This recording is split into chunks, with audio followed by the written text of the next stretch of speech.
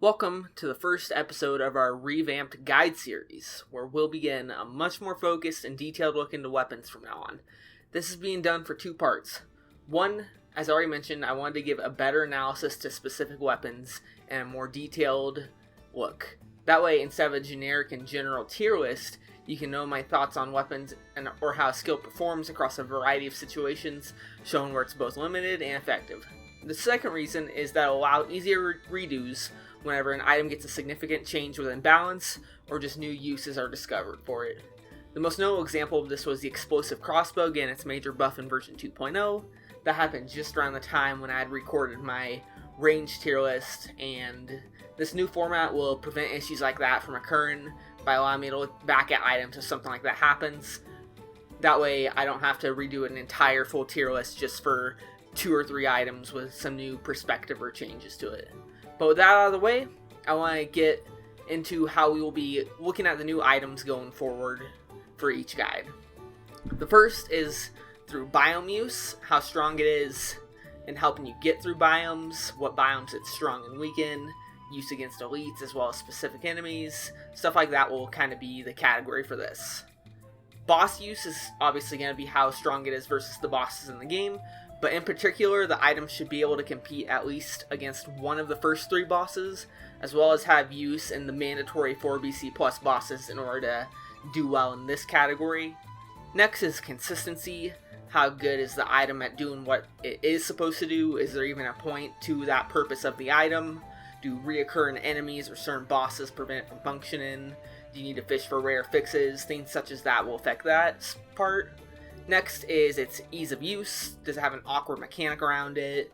Or does it have very long cooldowns or just fringe use cases that make it harder to use? After that, we have build synergy. How well can the item fit into specific build styles? Or what can it be built around? Or is it just one item, one build style that can work? Or can it go into a variety of styles? And all of these will be on a 5-point scale, with 5 being the best obviously and 1 being the worst. That way it can give a general overview of each little category now. Now with that long ramble out of the way, let's just jump right into our first item for this new series, the Meat Skewer. The Meat Skewer is an incredibly efficient weapon across the entire game, working both in brutality and tactics builds while easily pairing with almost any mutation, offhand weapon, or skill throughout the entire run. The initial dash gives iframes combined with a turnaround 1-2 combo that crits, letting it have both incredible movement, power, and build creativity. In biomes, the Meat Skewer's movement options and burst power makes it ideal for either a room breach style or a tool for destroying large areas full of enemies in quick succession. The invincible dash that also stabs through enemies lets you easily shred your way past rats and inquisitors, while your critical hit combo finishes off bulkier enemies such as slashers. As an added benefit, very few enemies in the game can attack you while you're behind them and will need to take time to turn around in order to try and pull off that animation, giving you plenty of time to kill them with your next dash stab. The Meat Skewer itself does struggle a bit with demons, so you may want to avoid maps like Slumber and Sanctuary, Caverns, and High Peak Castle, but tactics and brutality builds have more than enough options to handle them, such as Lacerating Aura or any of the offhand items that Meat Skewer can run. So overall, Meat Skewer is an incredibly efficient item at killing almost every enemy in the game in biomes and moving and handling many situations.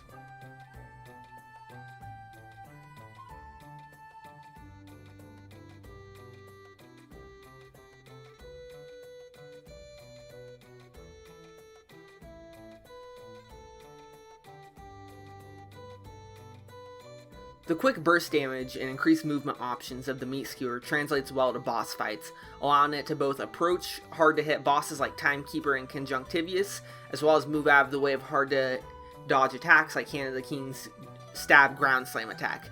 That, combined with the ability to pair with strong boss killing turrets and skills, gives Meat Skewer a strong stand in bosses overall, quickly letting you phase change most of them before they can get too many attacks off, which in turn makes boss fights much easier for you.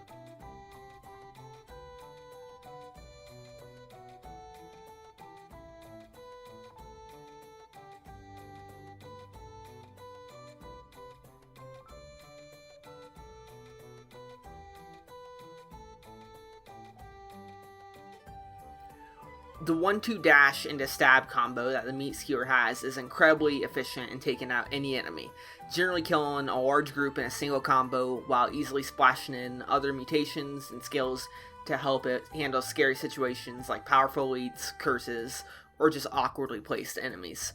Overall, the Meat Skewer is able to adapt to most any situation in a run and handle fights in an efficient and safe manner.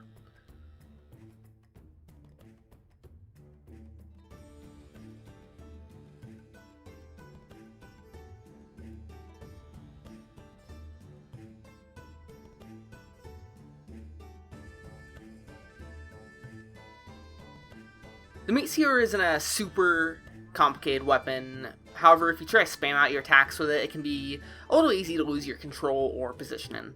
It's an item you want to try and think ahead of what you want to do with movement-wise, which is both a positive and negative for it. However, after a bit of practice with it, you'll find that the movement, while pretty fast, can be done really consistently, and the benefits of being able to dash through attacks with your iframes or roll out of a stab to get even more invincibility frames is more than worth the practice required for it.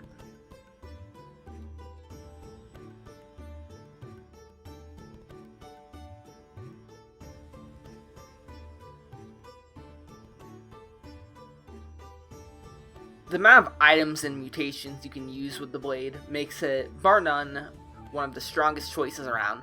Personally, I prefer to take Lacerate Ore with me in most of my Meat Skewer runs, as it helps with bats, clearing rooms, and demons. However, there are plenty of options such as turrets and traps like Flamethrower and Cleaver with support to amp up your damage, or Ice Armor to give your glass cannon build some extra protection, Corrosive Cloud for its bleed and poison stacking, as well as main hand options that add solid synergy like shields, dual bind choices such as throw a knife to get you that extra damage and bleed effect, or ice shards for Sloan helping with your crit condition cooldown reduction, which just goes to show that Meat Skewer really can pair with almost any combo in the game with little to no adverse effects to it.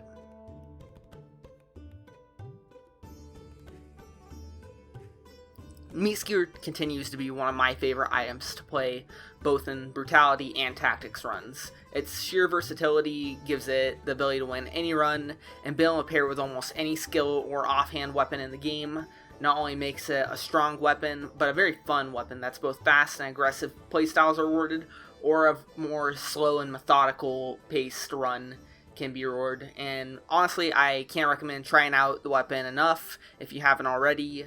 It's pretty easy to unlock, it's just in your daily challenges, so go play Meat Skewer, it is a fantastic weapon.